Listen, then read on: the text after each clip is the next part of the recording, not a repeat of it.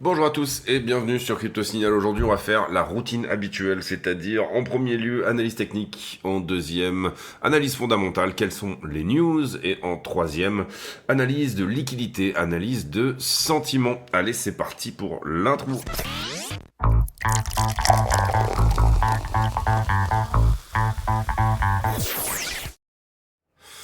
Alors, la structure 4 heures, eh bien on est rejeté par cette résistance en 4 heures ici. Donc c'est plutôt propre, c'est plutôt dans ce qu'on avait dit dans la vidéo d'hier, hein, c'est-à-dire un petit peu trop d'open interest, donc c'était un petit peu trop enflammé ici.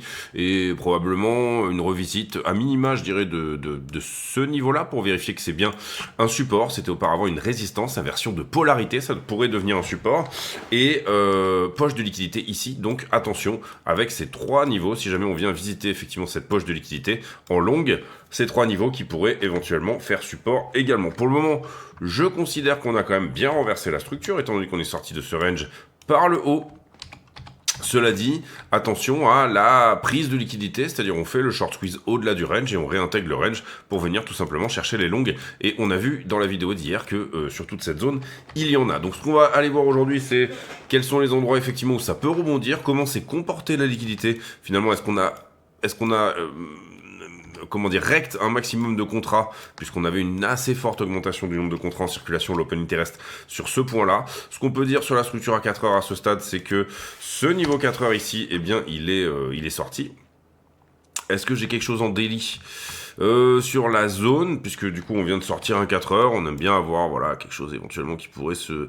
Oui, j'ai un niveau daily qui, si jamais il est réintégré, qu'on pourrait même amener jusqu'ici, c'est-à-dire 98 617. 98 617 serait à un moment donné, comment dire... même on peut le mettre en dessous si je me trompe pas. Non, pardon, excusez-moi, il doit être ici. Donc vous comprenez ici, alors si vous comprenez pas tous les trucs de niveau daily, etc., toutes ces choses-là, en fin de vidéo, vous avez une playlist qui s'affiche à la fin de chacune de mes vidéos. C'est la même playlist et c'est la playlist un peu ok, ça m'intéresse ce que tu racontes mais je comprends rien, donc du coup en quelques vidéos vous allez pouvoir ici comprendre et tout simplement vous mettre à la page assez rapidement. Ça vous évitera de perdre du temps à essayer de regarder tous les jours sans nécessairement comprendre. Donc niveau daily, là, qu'est-ce que ça nous dirait si jamais on réintégrait ce niveau? Ça nous dirait tout simplement que ce niveau a très bien résisté. Donc ça irait totalement dans le sens d'une prise de liquidité au-delà du range pour finalement le réintégrer. Si jamais aujourd'hui on fait une bougie d'avalement, en fait, c'est-à-dire une englobante, bougie d'avalement, ça veut dire on revient rebouffer toute la bougie qu'on a faite hier. Si jamais aujourd'hui on fait ça, c'est un très mauvais signe puisque ça nous dit j'ai pris de la liquidité et dans le même temps, dans la même journée, je suis revenu tout simplement au point de départ. Ceci ne fera pas support si jamais on réintègre ici en daily. En tout cas, c'est plus ou moins le scénario qu'on pourrait mettre en place. Globalement, en tout cas, le prix s'est très bien comporté. On est vraiment allé chercher quelque chose dans cette belle imbalance là. Et globalement, la structure de retournement, après le petit passage sous la structure ici, prise de liquidité en bas, enfin finalement sous le range, eh bien on s'est très bien repris sur ce niveau 1 heure là, qui était le niveau. D'accord? Donc pour l'instant, on va dire que c'est assez académique, comment se comporte le prix. C'est quand même plus ou moins quelque chose d'intéressant. À voir également que il se pourrait, alors c'est pas nécessairement mais que on dessine une épaule tête épaule ici, peut-être un petit peu en pente, c'est-à-dire revenir, nous faire peur et réintégrer finalement le range effectivement, prendre quelque chose dans la boîte de liquidité qui est ici. Finalement derrière les institutions, si vous avez besoin de prendre de l'ordre en longue, vous allez le faire dans des liquidations de longue, vous allez faire prendre une grosse baisse dans un endroit où il y a beaucoup de liquidité à prendre vers le bas, et là vous allez inverser la tendance à force tout simplement d'avoir accumulé tous les contrats, et donc ce sont des très belles poches ici pour rebondir une fois qu'on les a prises. Finalement les institutions, ceux qui ont du pognon, l'équipe des costards cravates peut ici venir cravacher sévère à coups de pognon pour finalement retourner le prix et aller dans le sens qu'ils veulent aller. Bien comprendre ici que l'idée c'est tout simplement d'être dans l'équipe des costards cravates et pas des pulls à capuche. Je fais ici bien sûr des raccourcis, mais l'idée c'est d'être avec ceux qui ont le pognon et donc du coup d'aller fil dans les ordres des liquidations des pulls à capuche qui ne peuvent pas eux effectivement parfois les défendre. J'en profite pour vous dire de ne pas hésiter à vous abonner, activer la cloche de notification si c'est pas déjà fait. Éventuellement, allez voir dans les liens, tous les liens de description où vous pouvez trouver tous les exchanges sur lesquels vous pouvez vous affilier grâce au lien CryptoSignal. Éventuellement, du coup, faire partie des affiliés. Les affiliés ont parfois des vidéos spécifiques, c'est-à-dire des analyses d'altcoins, ce genre de choses, etc. Donc, ne surtout pas hésiter à le faire. Et je rappelle que tous les bénéfices de la chaîne, affiliation comprise, absolument tout ce que gagne la chaîne est reversé à Mécénat Chirurgie Cardiaque qui opère des enfants ayant des malformations cardiaques à la naissance et nés dans des pays où il n'y a pas forcément les infrastructures ni les médecins pour les opérer. On les fait venir en France et on les opère. Ça, c'était pour la petite aparté. On va passer, je pense qu'on va pas aller plus bas que le 4 heures. On ira en fin de vidéo, hein, sur le 15 minutes, etc. En fin de vidéo, il y a toujours une petite conclue. Une fois qu'on a regardé tous les 3 piliers du tabouret, d'une analyse de marché, 3 piliers du tabouret qui sont bien évidemment analyse technique, analyse fondamentale et analyse de sentiment. Ether contre Bitcoin. Alors, le danger, un des dangers, ça pourrait être d'être dans un biseau ascendant ici, hein, c'est ce qu'on avait montré également hier. Donc si on perd l'accumulation ici, bon, pour Ether, on peut estimer que c'est un retour soit en vague 2, soit en bas de la structure. D'accord, c'est les deux sur un biseau en montée comme ça. Biseau, hein, c'est comme ça, d'accord, élargissement. J'ai mal dessiné là, mais biseau c'est comme ça. Élargissement c'est, on va dire s'il est sur la montée c'est comme ça, d'accord. Ça c'est un élargissement, ça c'est un biseau.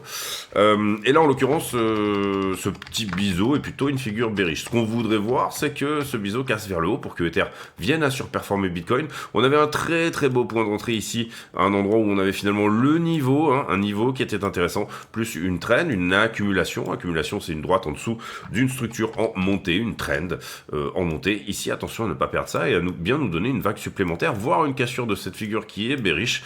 Côté bullish, c'est-à-dire qu'il n'y a pas plus bullish qu'une structure bearish qui casse bullish. Pourquoi? Parce que tout simplement, ici on a accumulé du long, hein, Ether BTC, ça se trade, hein, c'est possible de le trader. On a accumulé du long ici là-dedans et donc du coup, l'idée c'est d'aller le prendre. Si jamais on n'y arrive pas, ça veut dire énormément de force pour Ether contre Bitcoin. Pour le moment, ça me paraît un petit peu larvé, là, cette montée, et on n'a rien cassé du tout vers le haut, d'accord. Il n'y a pas encore vraiment ce côté impulsif qu'on peut avoir, donc j'irais plutôt dans l'idée d'une correction et ou de revenir sur support ici au 0,034. Cependant, on a cassé énormément de distribution en faisant ceci, et c'est un peu ce que j'avais expliqué hier aussi, c'est-à-dire qu'il y avait vraiment ici, ça c'était très agressif, et il se pourrait que on aille... Il y a des bonnes chances, voilà, il existe des bonnes chances qu'on aille visiter les 0,040, donc il y a deux choses antinomiques dans ce que je viens de dire, qui sont, on est en train de monter larvé, donc attention, ça semble assez correctif vers le haut, hein, j'entends, c'est-à-dire une nouvelle impulsion vers le bas, impulsion, correction, impulsion. Si c'est pas le cas, on veut voir le prix accélérer sur support. Pour le moment, on n'est pas vraiment sur support, le support il serait plutôt ici, donc peut-être un SFP, une fausse cassure de ce fameux biseau en descente, pour finalement se reprendre et aller pousser plus haut. Ça peut être possible si jamais on vient purger ce qui se passe sous ce support-là. Et purger ce qui se passe sur ce support-là, c'est aller à la target de ce biseau. Donc voilà, pour moi le vrai support ici qu'il faut surtout pas perdre, c'est 0,034. Tout simplement parce que ici, vous le voyez, en 4 heures, c'est lui qui fait le job pour le moment, d'accord. Donc si jamais on perd le biseau, retour en vague 2, hein, vous l'aurez compris ici, 1, 2, 3, 4, 5, 6, 7, biseau en 7, ça existe. En général, on les cherche plutôt en 5, mais voilà, retour en vague 2, ça nous donnerait quelque chose comme ça. Donc si Ether n'arrive pas à casser bullish cette structure qui est très bearish, pour moi c'est un retour au 0,034 et là un vrai retournement. Sous-entendu, si on dézoome un petit peu, quelque chose qui ressemblerait du coup à un double bottom, mais comme ceci, d'accord, double bottom optimisé, larvé puisque on n'est pas venu chercher sous la structure. Un double bottom optimisé, on vient prendre la liquidité et là on casse la structure ici. Double bottom, vous comprenez que c'est un W, hein, ce que certains appellent un W, d'autres l'appelleront un double bottom et inversement. Ether, dollar, on a tergiversé un petit peu sur un endroit dans lequel il était un petit peu logique qu'on le fasse. C'est-à-dire globalement les 3007, on était pile poil, vous le voyez ici dans la petite correction qui était là. Personnellement, je le verrais bien quand même donner une dernière poussée pour venir couvrir éventuellement, venir chercher plutôt ce pic là. Il ne le fait pas pour le moment, et vous voyez que ce qui est en train de se construire là, à ce stade, c'est quelque chose d'assez bearish également, c'est-à-dire un élargissement en montée. Target d'un élargissement, c'est pareil, retour en bas de la figure. Donc on peut peut-être estimer qu'à 3573, Ether pourra éventuellement donner des choses. Pour le moment, il n'a jamais retesté 3505, donc j'aurais tendance à me dire, bon, il a fait sa poussée en sortie de triangle rectangle. Le triangle rectangle est ici, d'accord, vous le voyez, il est là. Le triangle rectangle, il fait sa poussée et il le reteste pas. Donc pour le moment, il nous donne un élargissement qui va peut-être éventuellement toucher sa target et peut-être un petit peu plus, venir chercher 3005 et là on aura effectivement le vrai mouvement. Je dirais plutôt dans ce sens-là. Maintenant, on va voir ce qu'il nous donne sur trend, hein, puisque pour le moment il est sur trend, il est sur une accumulation, notre ami Ethereum. Vous le voyez au travers de cette droite ici. Donc déjà, regardons ce qu'il nous donne sur trend et puis après ça, on verra si effectivement il est en train de revenir revisiter 3500. À voir, je suis en trade sur Ethereum, j'aimerais bien qu'il nous donne quelque chose sur trend personnellement. Maintenant, bon, je trouve que l'élargissement est quand même assez propre, hein. Donc si on le perd, il y aura quand même des bonnes chances de venir à minima bas de structure. Hop, on va le mettre comme ça, on va juste le zoomer un tout petit peu. Hop, comme ceci. Vous voyez qu'on a un petit peu perdu la traîne. Oui, 1, 2, 3, 4, 5. Il se pourrait qu'il soit en train de perdre l'élargissement là bientôt. Et de revenir, je dirais, soit ici, 3570, soit 3500. À voir. Il se pourrait aussi également qu'il tienne son élargissement, qu'il nous donne une vague supplémentaire dans l'élargissement pour finalement venir chercher cette résistance en 15 minutes. Pardon, résistance que j'aurais dû effacer, c'est pas du tout une résistance ici. Ça fait un petit moment qu'elle a dû traîner sur ce satané écran. Voilà, ici c'est les résistances, c'est plutôt dans la petite structure suivante, hein, et c'est pour ça que je vous disais, pourquoi ne pas aller chercher ce pic-là, au sens où il est lui-même protégé par un pic, d'accord ? En tout cas, voilà, Ether, c'est plutôt baissier. Bitcoin, c'est plutôt baissier, mais on va aller voir la liquidité pour voir où on en est. Et puis voilà. Total 3, même si on est en haut, hein, c'est bien, c'est haussier sur le long terme. Enfin, vous comprenez, je parle ici d'intraday. Je parle de la journée. Je parle de qu'est-ce qui va se passer potentiellement jusqu'à demain, après-demain. Hein. Quand je dis baissier, il faut bien comprendre l'UT. Le total 3, donc du coup, le total altcoin, hein, toutes les altcoins d'un coup. Alors pour le coup, c'est un peu larvé sur la montée aussi, même si c'est pas dégueulasse, hein, non plus. On est sur momentum là actuellement. D'accord. On a un très joli bull flag qui vient de casser, donc qui a été retesté et qui peut potentiellement nous donner quelque chose d'intéressant pour la suite. Est-ce que ça a besoin de retester, c'est-à-dire de revenir sur le support ici des 22%, hein. Là on regarde, vous comprenez que le support 4 heures il est là, hein, pour le coup sur les alts, c'est-à-dire si on revient retester le flag. Et ben c'est pas pour autant qu'on passe en structure baissière, hein, à partir du moment où on recasse ici. Mais et si c'est pas le cas, et ben la manière de monter, elle est pas incroyablement jolie, au sens où vous le voyez aussi, c'est assez larvé. Il y a rien d'impulsif, d'accord. Ce qu'on veut voir, c'est des choses assez impulsives, typiquement. Ouais, plutôt quelque chose comme ça, d'accord. Ça, c'était vraiment une mini altcoin season, d'accord, on va dire de novembre à décembre 2024, au 4 décembre. Depuis le 4 décembre, on est en train de corriger assez fortement sur les alts. Pourquoi on corrige ? Sensiblement FOMC, sensiblement, c'est même plutôt 18 décembre FOMC, donc on était plutôt par là, et puis sensiblement, voilà, le truc qui se dégonfle un petit peu juste avant l'investiture de Trump, quoi. Globalement, ici, vous le voyez, 4 novembre, c'est le moment où on sait que Trump va effectivement être élu, plus de régulation, c'est plutôt bien pour les alts, etc., ceci, cela. On construit d'ailleurs, à partir du 22, ce petit support 4 heures, et puis derrière, dernier push pour finalement revenir réintégrer et revenir ravaler toute la fin de la montée, venir chercher les retardataires. Il fallait rentrer bas de range. Pas de range, hein, j'entends. Enfin, on voit pas ce qui est avant, mais globalement, imaginez-vous qu'avant c'est un range. Hein, ici, c'est un range d'accumulation sur les altcoins. Il fallait rentrer bas de range ici plutôt que de rentrer avant même qu'on consolide, quoi, d'accord. En tout cas, les alts sont je dirais, reste des opportunités si vous rentrez bien sur des alts qui ont un bon fondamental et des bons niveaux. Pas hésiter également, je pense, si on retournait à nouveau aux 22%, à mettre un petit billet, histoire de... Bitcoin dominance, est-ce qu'on l'a fait aujourd'hui ? On l'a pas mal fait hier, je crois. On va quand même regarder où ça en est. Bon voilà, globalement sur la Bitcoin dominance, c'est un petit peu la même chose. Attention au flag. Auquel cas, ça laissera pas beaucoup de place pour les ALT, puisque on aurait un petit peu une réitération de ce mouvement d'ici par le bas, et revenir finalement retester les 60 et quelques % de dominance sur Bitcoin. Donc là, ce qu'on veut, c'est que la structure se soit retournée, et que on ait effectivement ici, là-dedans, un joli double top, d'accord ? Donc en fait, c'est à peu près les niveaux actuels qui sont là. Je parle de ce M là. Globalement, on veut pas réintégrer ce M. On veut une descente en escalier ici, et on veut même perdre aller encore plus vite, c'est-à-dire perdre le bas de la distribution qui est ici, le perdre. Pour le moment, attention, il semblerait qu'on soit en train d'attaquer la distribution en cours sur la dominance, donc attention, si ça pète, justement, ça nous donne effectivement ce genre de choses. Globalement, moi, ça me paraît un peu trop biseauté pour être un flag. J'aime bien quand les flags, ils sont comme ça, d'accord, bien parallèles, un flag, quoi, hein, tout simplement. Et là, c'est assez biseauté. Certains, ils voient parfois un fanion. Qu'est-ce que ça veut dire ? Ça veut dire j'ai mon impulsion, je corrige en biseau descendant, vous êtes d'accord avec moi, et derrière, on peut se dire que pour le coup, c'est comme un flag, sauf que c'est même encore plus bullish pour certains. Hein. C'est-à-dire que je prends carrément, je me mets en haute correction, je me mets pas en bas de correction sur un fanion, je me mets en haute correction pour aller chercher ma target. Voilà, celui-là, il est potable, je dirais qu'il est potable, donc du coup, pourquoi pas. C'est-à-dire que là, pour le coup, ça nous donnerait quelque chose comme ça, un nouveau plus haut sur la dominance. Est-ce que c'est cohérent avec le fondamental ? Ça dépend des afflux ETF, ça dépend de pas mal de choses. Je dirais que, allez, mouillons-nous. Au plus on aura de la narration réserve stratégique de pays, au plus on a des chances que Bitcoin surperf au niveau dominance.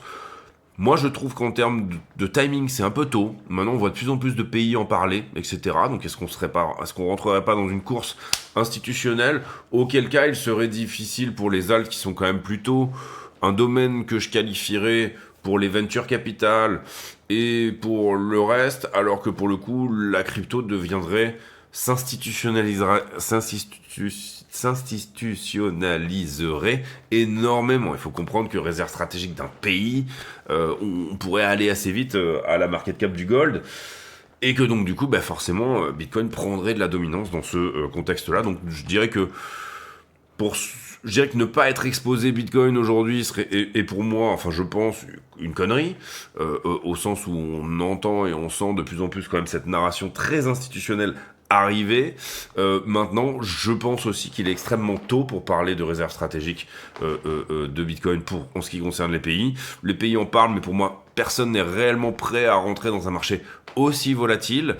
Et il y aura d'abord une institutionnalisation, je dirais, commerciale, c'est-à-dire d'entreprise, avant, et une stabilisation un petit peu du prix, pour moi, hein, en tout cas, avant que les États puissent rentrer réellement sur Bitcoin. En tout cas, c'est mon avis, ça n'engage que moi, et encore une fois, voilà, je le vois comme c'est encore un petit peu tôt. J'ai pas retweeté grand-chose, on passe bien sûr sur le fondamental. Par contre, on a des très beaux afflux ETF, 980 millions de dollars, donc 1 milliard.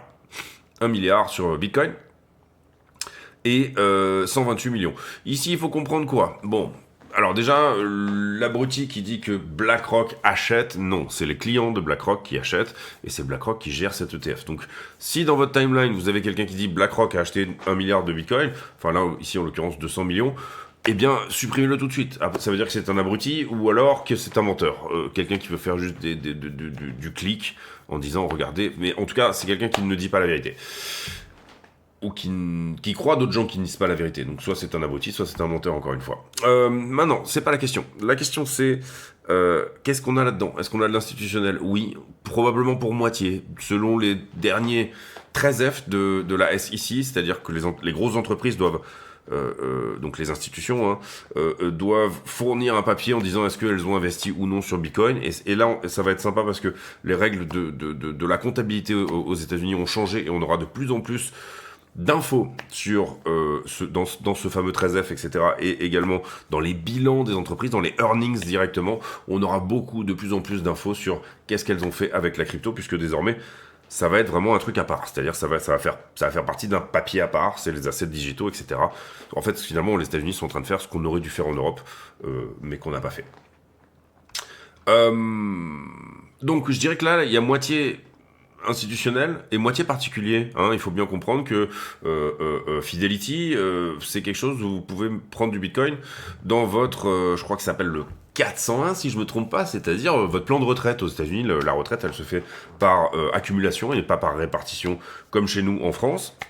Et donc du coup, avec Fidelity, vous pouvez très bien aller dire, moi je veux dans mon plan de retraite, puisque vous avez la main sur certaines choses, moi dans mon plan de retraite, je voudrais qu'il y ait du Bitcoin, je voudrais qu'il y ait ceci, je voudrais qu'il y ait cela.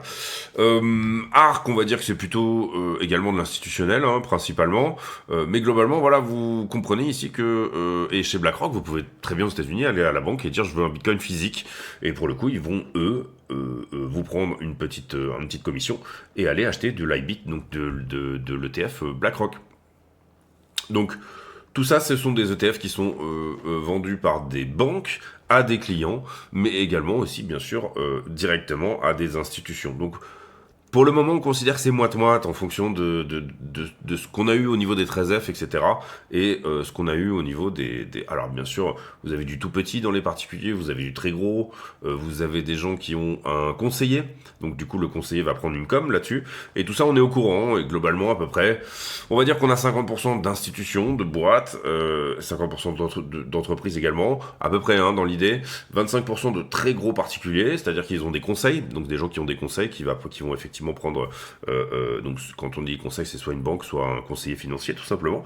Et puis, derrière, le reste, c'est 25%, depuis la capuche, justement.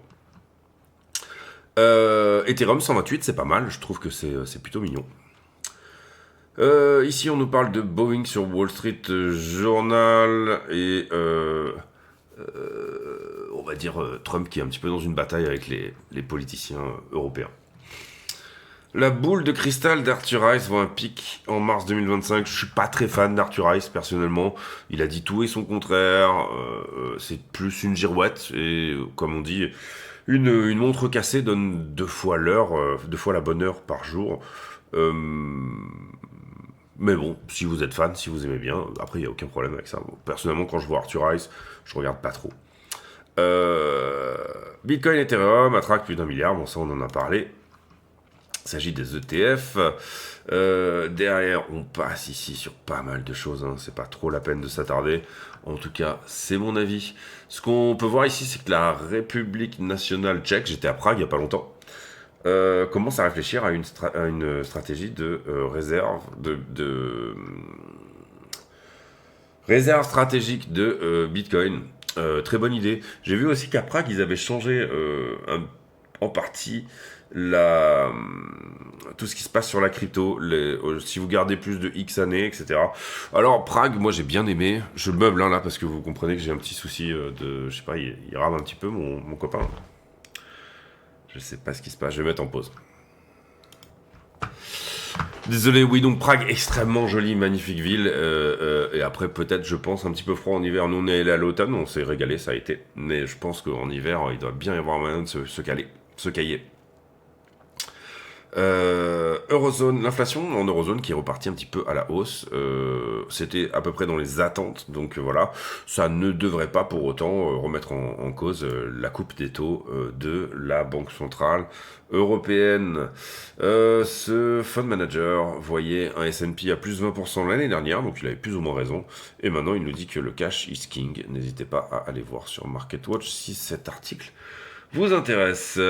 Cette semaine, on en a déjà parlé hier, mais il y a le rapport ADP mercredi, important parce que ça nous permettra de forecaster ce qui va réellement se passer sur le unemployment rate, oui, le taux de chômage finalement du mois de décembre aux États-Unis. Les liquidations, donc on passe à la troisième partie, c'est-à-dire le sentiment et la liquidité. 239 millions de liquidés, en ce moment c'est une journée plutôt normale. C'est assez rigolo parce qu'Ether a liquidé plutôt du long, Bitcoin a liquidé plutôt du short. Et vous voyez qu'on est à peu près kiff-kiff, c'est-à-dire qu'on a 135 millions de liquidations longues et 100 millions de liquidations short, alors que le prix est plutôt talé, ça se dit ça, plutôt talé, et plutôt allé vers le bas. Pas grand chose sur le carnet d'ordre avant. Allez, 105 000, il n'y a vraiment pas grand chose en ce moment. Assez peu d'ordre sur le spot. Ici, qu'est-ce qu'on a pris ? On est venu chercher un petit peu le petit point bleu ici. Ce que je trouve intéressant,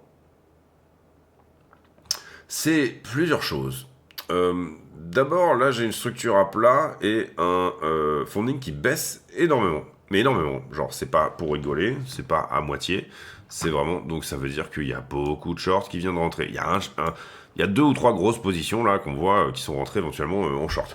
On le voit pas se faire, comment dire, avec une énorme baisse du nombre de contrats. Une énorme hausse, j'entends. Donc c'est peut-être aussi du long qui a pris profit, d'accord, puisque quand du long prend profit et sort de position, vous comprenez que bah, ça donne effectivement ce genre de choses. Donc il y a un petit peu des deux, je pense. Ça nous enlève un peu du caractère baissier de toute cette histoire, d'accord. C'est-à-dire du long qui prend profit et ou qui est liquidé, mais je pense que là, c'est pas le cas. Vous voyez que la structure, elle est plutôt en montée. Énorme baisse du funding, pardon. Donc j'irais plutôt dans le sens de cette idée éventuelle qu'il y a eu prise de profit de la part des longs.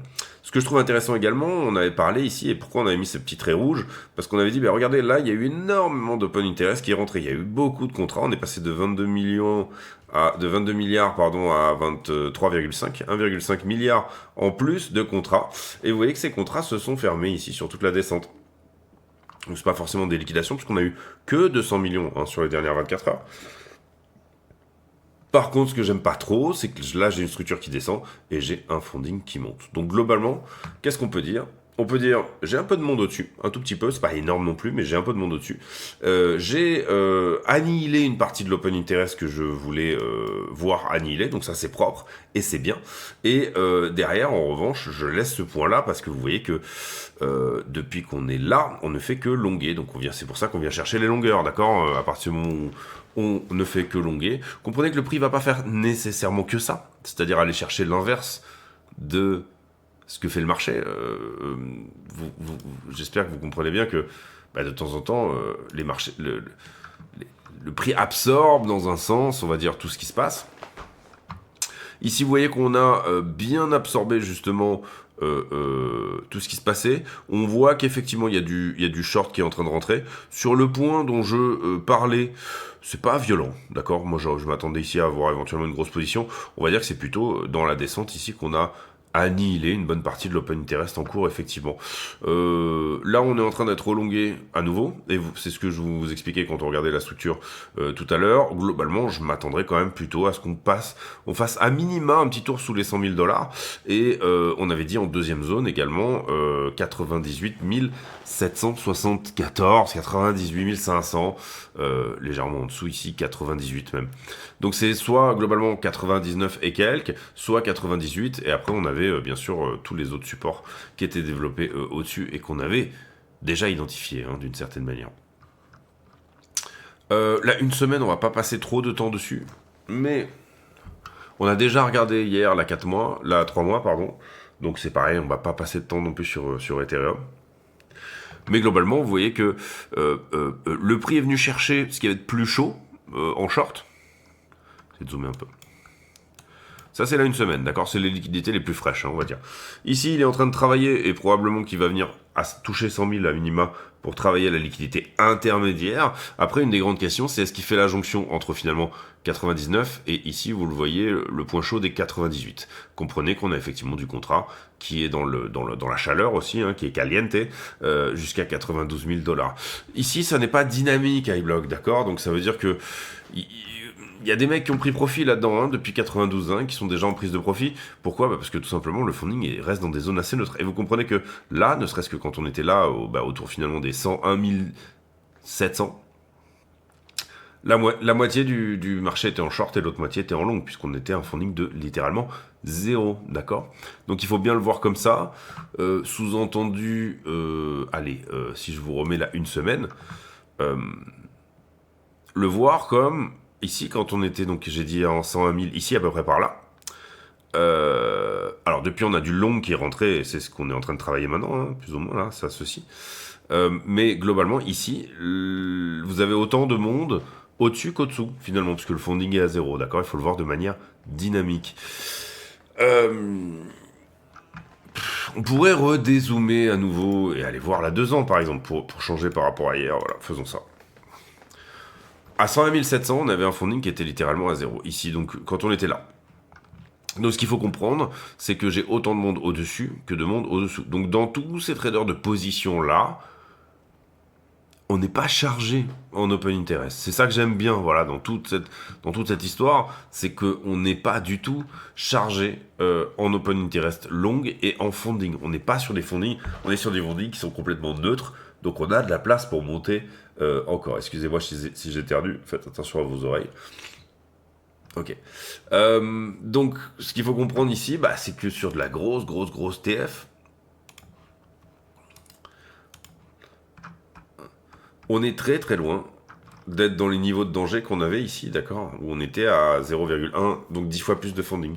On est littéralement à 0 en ce moment en funding, tout en ayant un prix qui pousse. Donc ça, c'est plutôt une bonne chose. Et tous ces traders de position-là, hein, tout ça, c'est des points de longue qu'on a mis depuis le bottom, hein, qui sont toujours là. Tous ces traders de position-là, eh ben, ils ont pris profit massivement sur la montée. On n'est pas en train ici d'être dans une situation d'avidité, ok? Allez, on va sur le prix, on fait la conclue de cette vidéo sur une TF. On va directement aller sur du 15 minutes, hein, on va pas... Alors, sur du 15 minutes, on a vu que, quand même, il y avait moyen d'aller faire un petit tour sur 100K. En termes de liquidité intermédiaire, c'était quand même un point chaud. Donc, par rapport à hier, la différence, c'est qu'on peut, je dirais, tirer ça jusque-là. D'accord. Ou alors même, on va identifier deux choses différentes.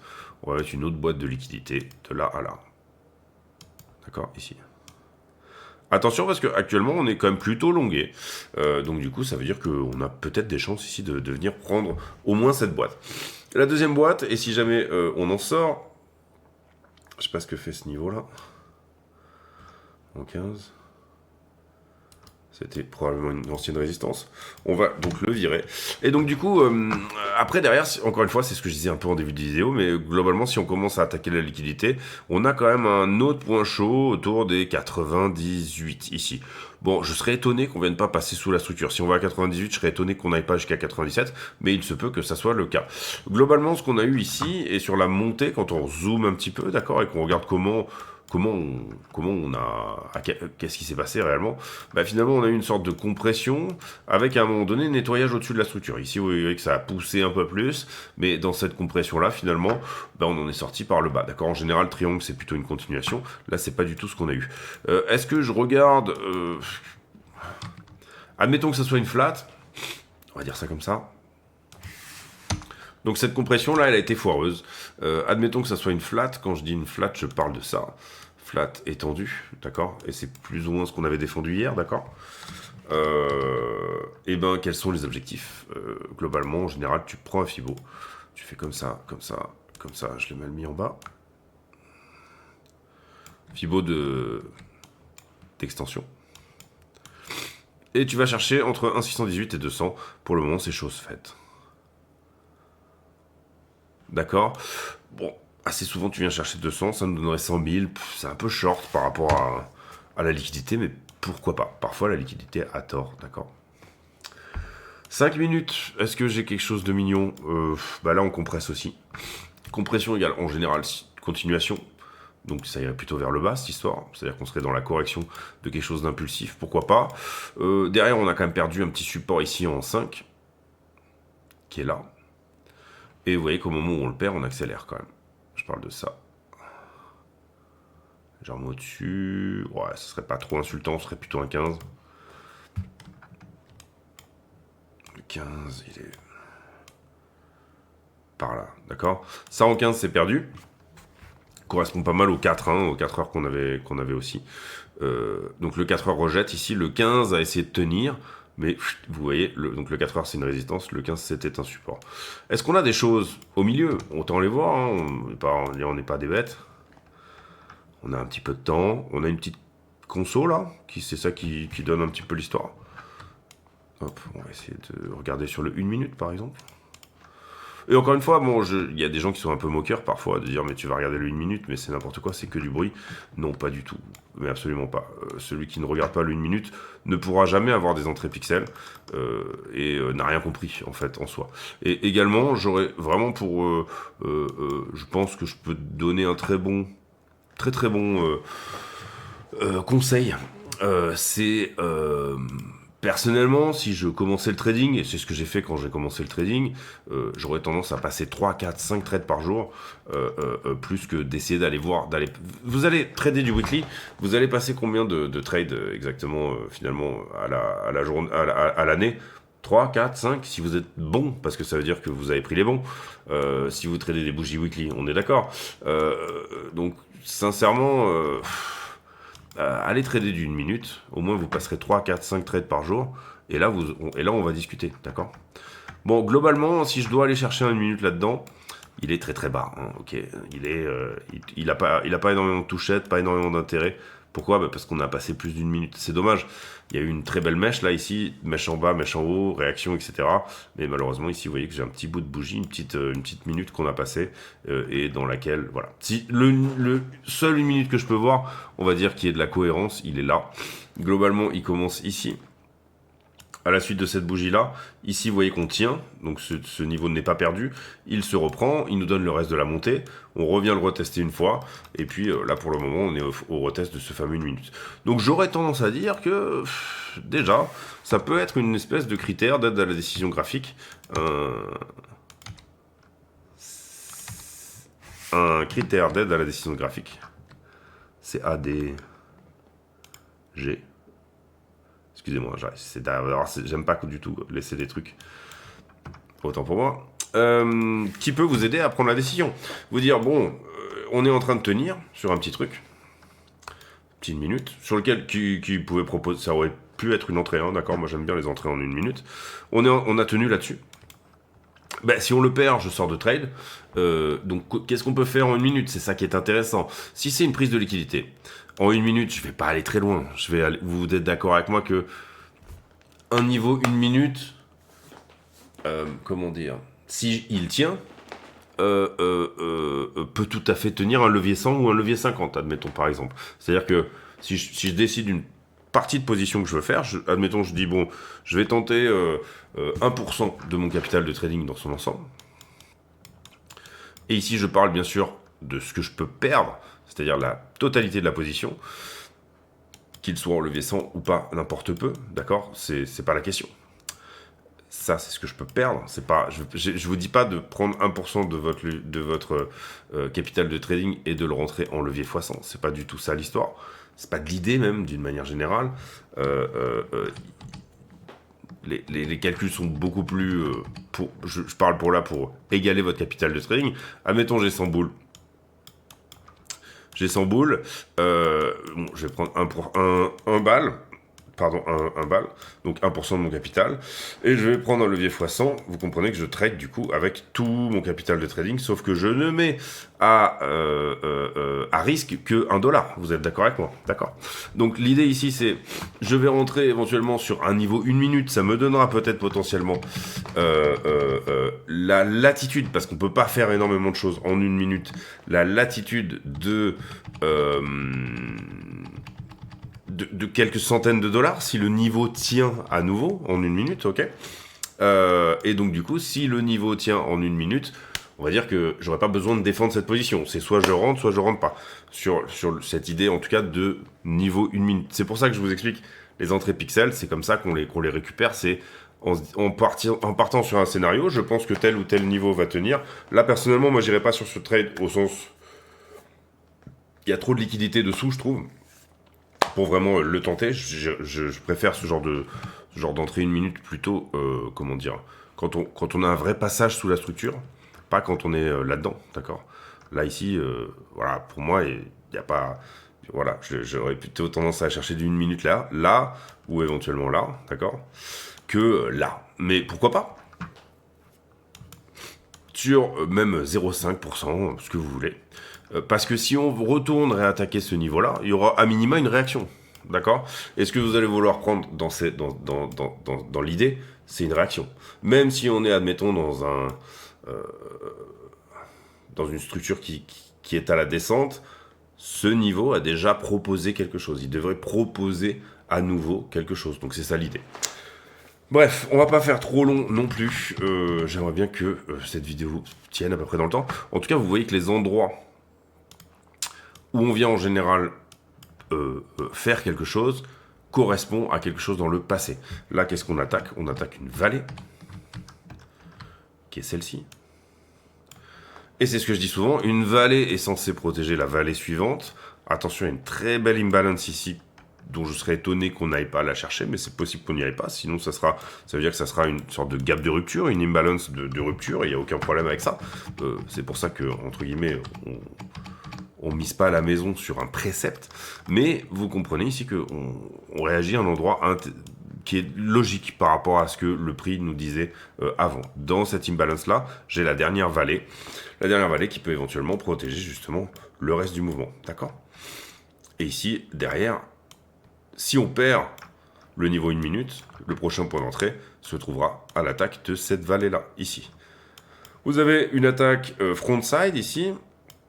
Frontside, c'est quand la vallée, on est à l'attaque de la vallée. Et vous avez une attaque backside. Backside, ça va être en bas de la vallée. D'accord, tout en bas, sur le dernier niveau 1 minute, qui se trouve le plus bas, en bas du bas, du bas, du bas de la vallée.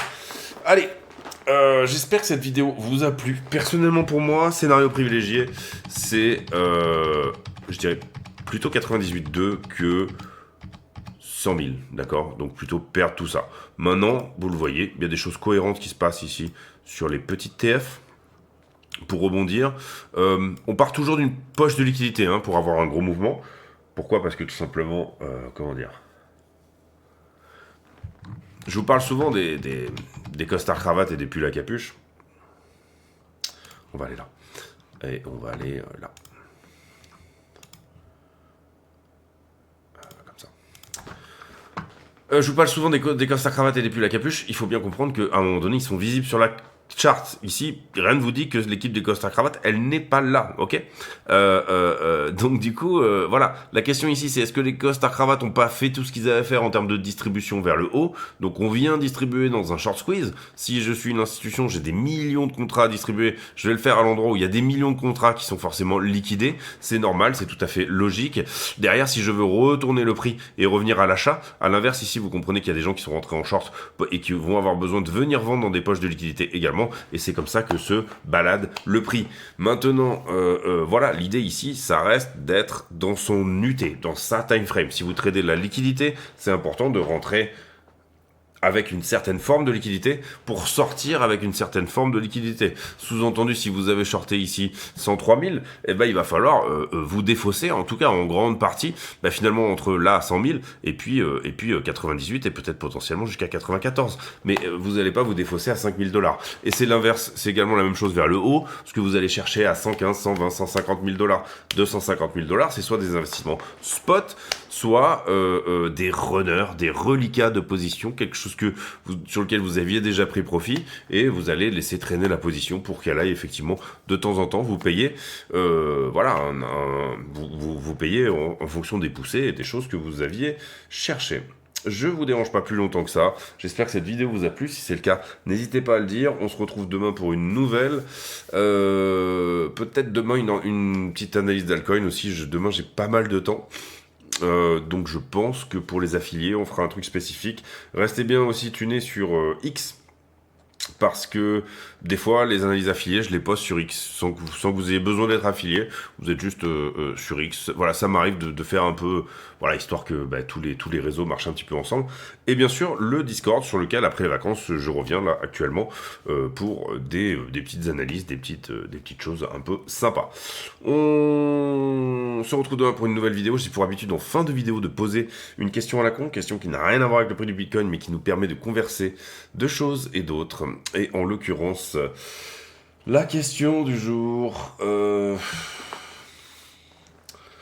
Tiens, nombre de pas par jour en ce moment pour vous, si vous avez le téléphone et qui vous le dit. Voilà, qu'est-ce que vous êtes à peu près à combien de pas par jour? Est-ce que vous êtes au-dessus des 10 000, en dessous des 10 000? Voilà, nombre de temps d'écran aussi, c'est des choses, moi je trouve qui en ce moment sont intéressantes. Savoir est-ce que vous bougez ou alors est-ce que vous êtes plutôt vissé devant un écran. Malheureusement, pour apprendre et pour passer du temps, on a parfois besoin. Moi, j'ai des grandes périodes où je suis vissé derrière un écran, puis j'ai des grandes périodes où j'ai besoin d'air, j'ai besoin de sortir, de faire du sport, ce genre de choses. Donc pour moi, c'est en général, c'est un petit peu comme un ballon de basket. C'est-à-dire j'ai des grands momentum et puis après des grandes phases où j'ai moins envie de me retrouver devant un écran et plus d'être dehors et à l'inverse. Voilà, c'est un petit peu un jeu de ping-pong entre les deux. On se retrouve demain pour une nouvelle vidéo. D'ici là, portez-vous bien. À très bientôt. Ciao, ciao.